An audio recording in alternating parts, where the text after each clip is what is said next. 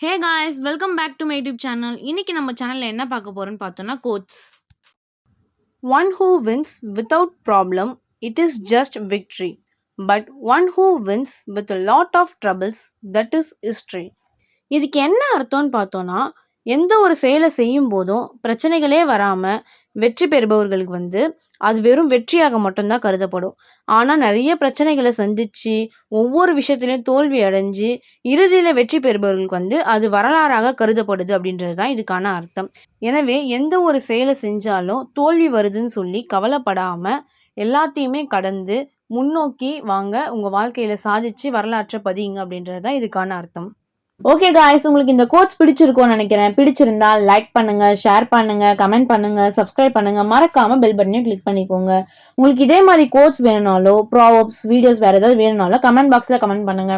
உங்களுக்கு பிடிச்ச வீடியோ நான் போடுறேன். ஓகே காய்ஸ், தேங்க்ஸ் ஃபார் வாட்சிங். பை.